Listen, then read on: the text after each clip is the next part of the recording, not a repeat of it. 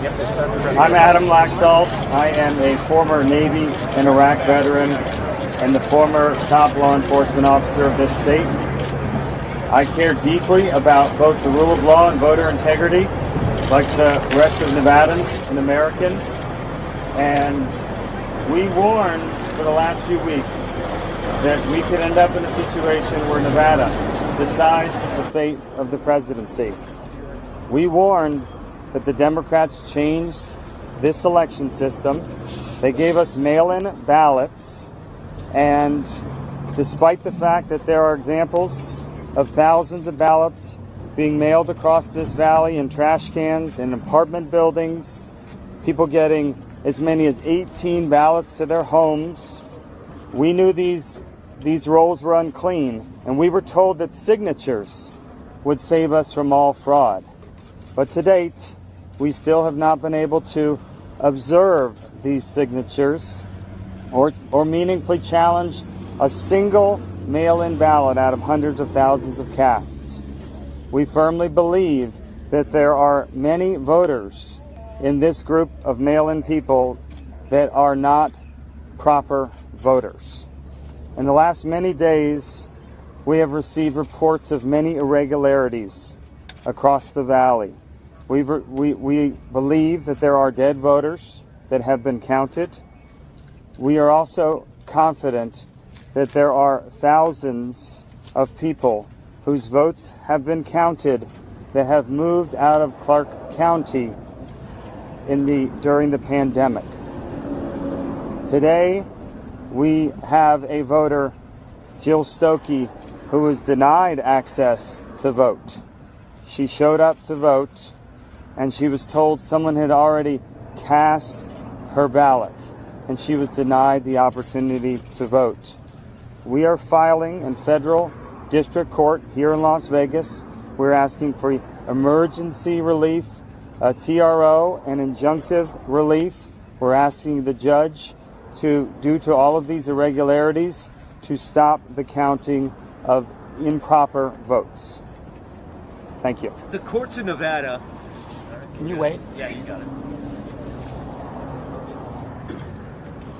Look, the reality is that transparency is not political. Ballots are not automatically legal votes until they're checked. We are not being allowed to check. The Harry Reid machine recklessly threw ballots into the mail, and now we cannot check whether or not there are non-residents, which we have evidence, publicly available evidence, that you all in the media should be also looking at. It's publicly available information that non-residents have voted. There is a 30-day residency requirement in the state of Nevada. If you haven't been in the state for 30 days, it is illegal to vote. Reporters have a responsibility. The fact is, we are filing this federal lawsuit to protect legal voters.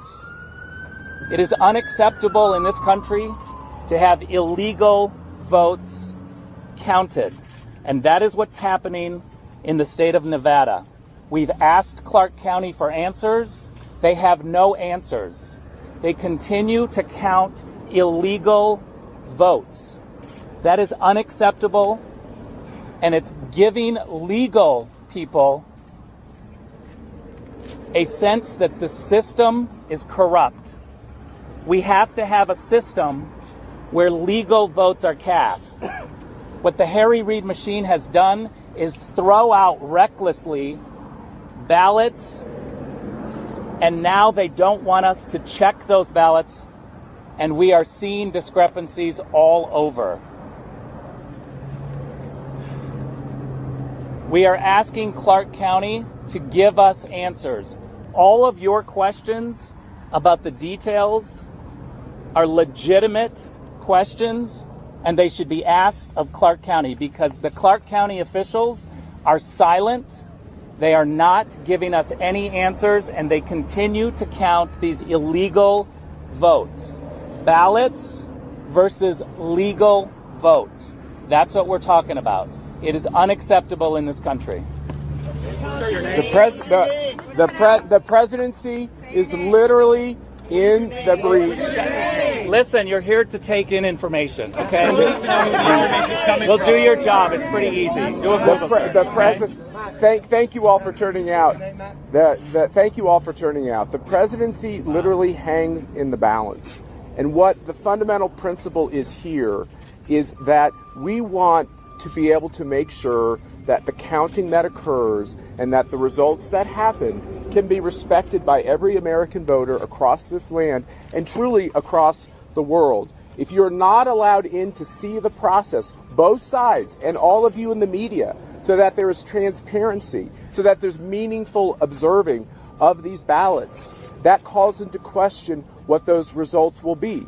The idea in this country, the idea in America, that we would somehow reduce or limit the ability to have basic insurance that a ballot is a legal ballot, that a ballot is an acceptable ballot, that the person who voted, that we took minimal steps to make sure that there was a signature match, for instance.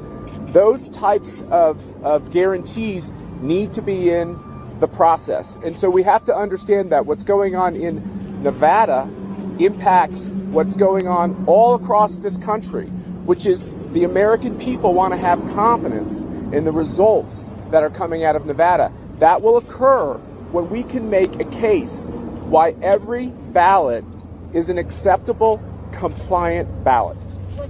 Let me. Do you want to introduce these two, or we can have them introduce themselves? These are individuals who have stories of discrepancy.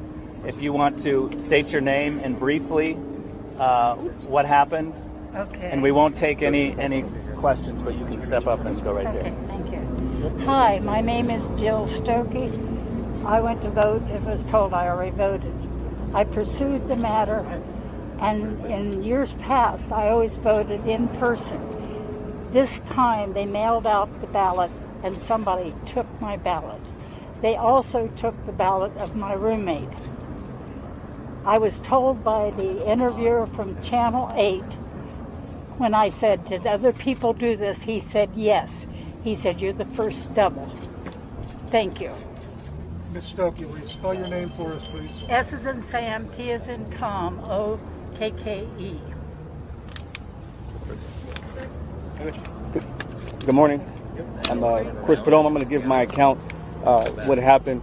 I was here, actually been here for quite a bit, and was here with members of the Trump campaign and came in a media capacity to obtain content information on election night, and unfortunately was stereotyped in that regard, and you can take for that what you may, and was not able to obtain any type of access by any means, and got a little bit, I guess you can say assertive or aggressive is the word, so to speak, and the question was asked at 1:30 in the morning, why are you here?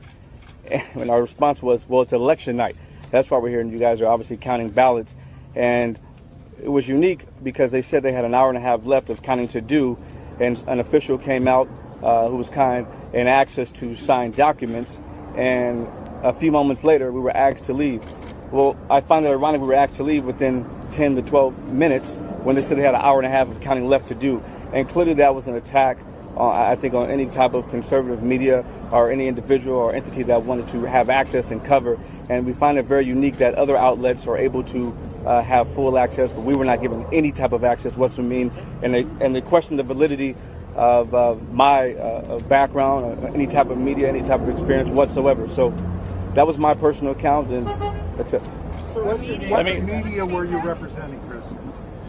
Let me just say this. All of your questions are very good, and they should be asked of Clark County.